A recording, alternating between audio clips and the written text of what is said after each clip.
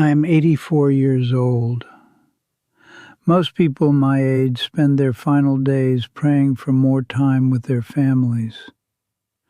But as I sit here, looking at the door, my only prayer is that certain members of my bloodline never walk through it again. You've been told a lie your entire life. You've been told that family is everything, that you must endure the poison, the insults, and the soul-crushing manipulation just because you share a last name.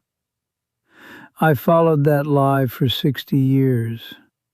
I stayed loyal to people who were committed to destroying me. And today, I realize the most terrifying truth of my life. The people who will ruin your life the fastest aren't your enemies. They are the ones sitting at your dinner table. If you don't listen to what I'm about to tell you, you will wake up at 80, just like me, realizing you traded your entire life's peace to keep a toxic ghost happy. Let me show you how to cut the cord before the cord strangles the life out of you. Let us strip away the romantic lies. Let us look at reality. What is family? Biologically speaking, it is a genetic lottery. You did not choose them. They did not choose you. You were simply thrown together by the random mechanics of the universe. Yet we assign a mystical, unbreakable power to this biological accident. We tell ourselves, but he is my father, but she is my mother. They are my blood. Let me ask you this. If a stranger walked up to you on the street and spoke to you the way your toxic family member does, would you invite them into your home? If a stranger constantly lied to you, mocked your ambitions, and made you feel worthless, would you call them every Sunday? Of course not. You would call the police. You would run. So why do you give a free pass to someone just because you share a grandparent? Abuse does not magically become love just because it is wrapped in a family tree.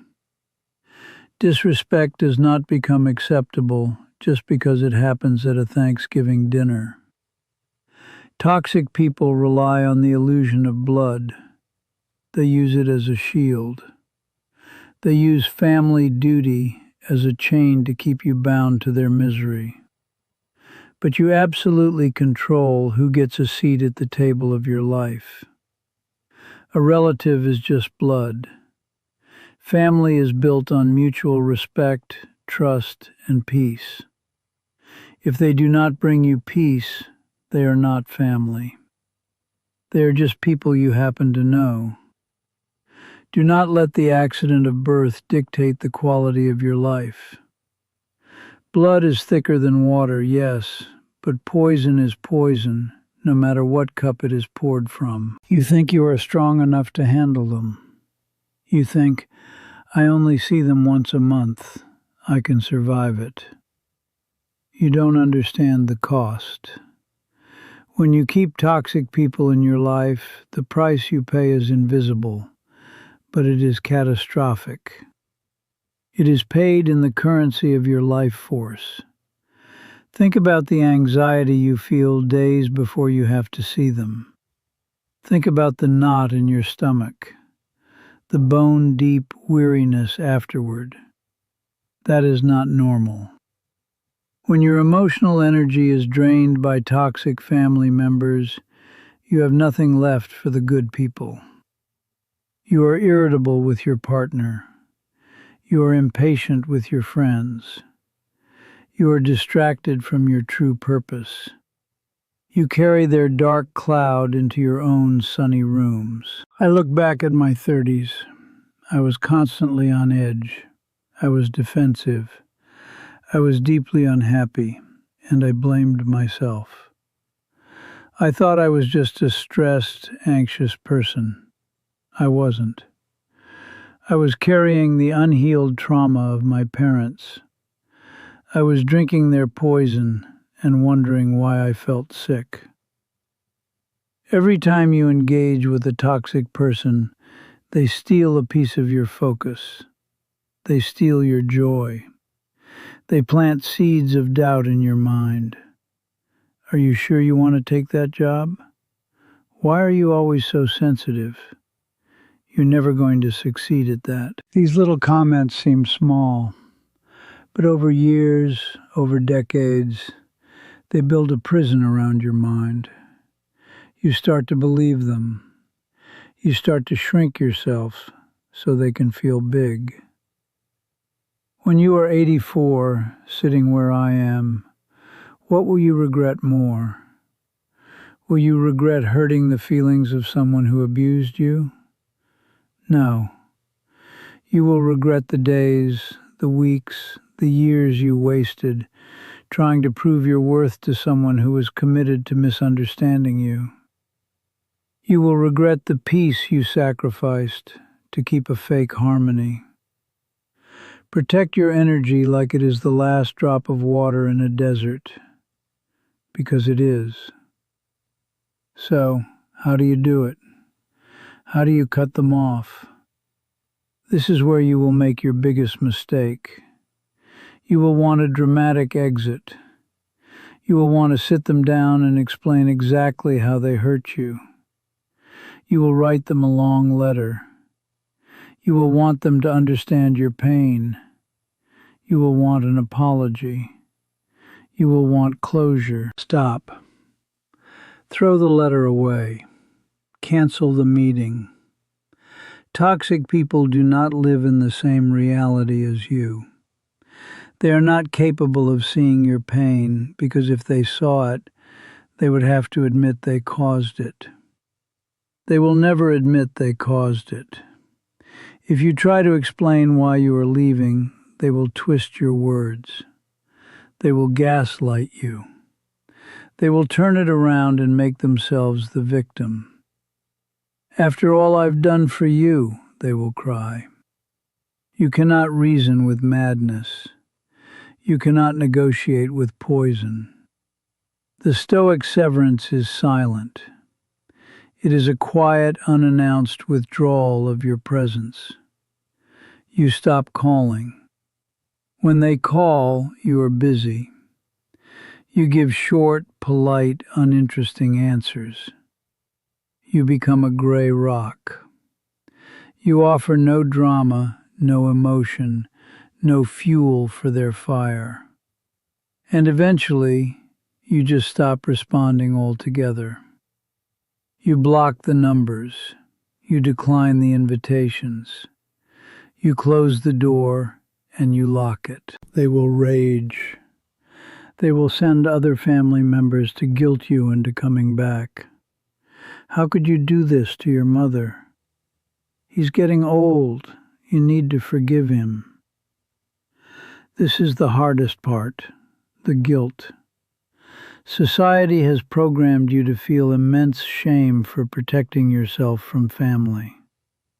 You will lay awake at night wondering if you are a monster. You are not a monster. You are a survivor. When the guilt comes, and it will come, you must stand firm in your stoicism. Remind yourself, I am not punishing them. I am protecting myself. There is a vast difference. Revenge is trying to hurt them. Boundaries are trying to heal yourself. You do not need to hate them. Hate takes too much energy. Hate keeps you connected to them. The opposite of love is indifference. I do not hate my father anymore.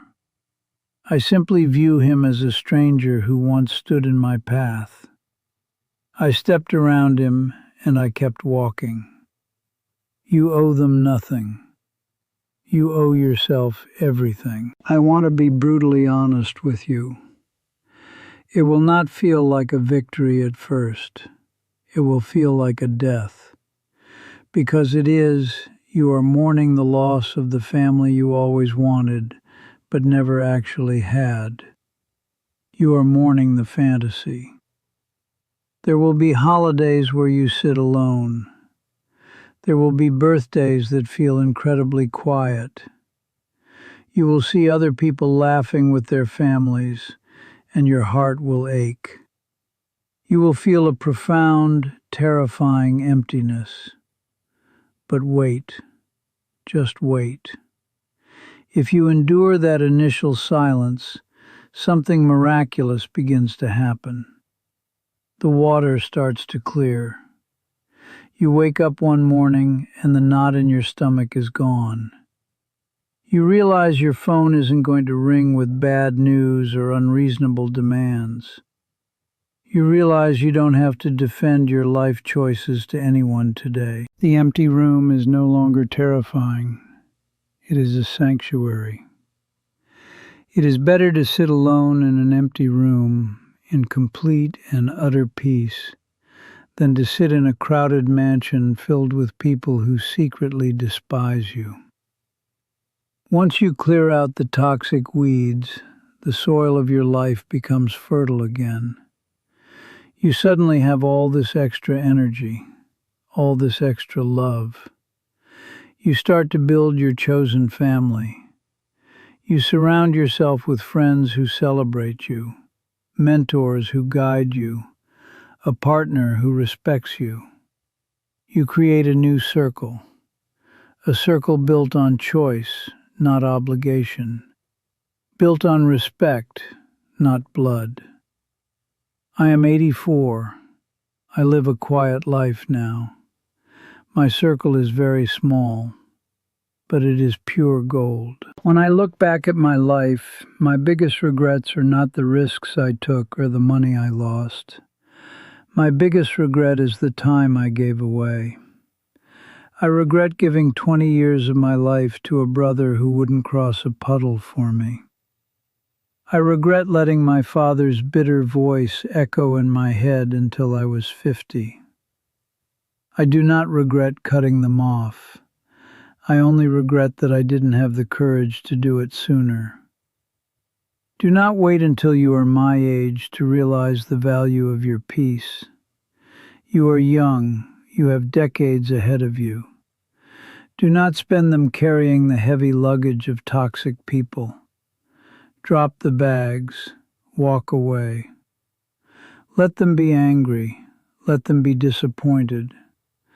Let them tell stories about you where you are the villain. It does not matter.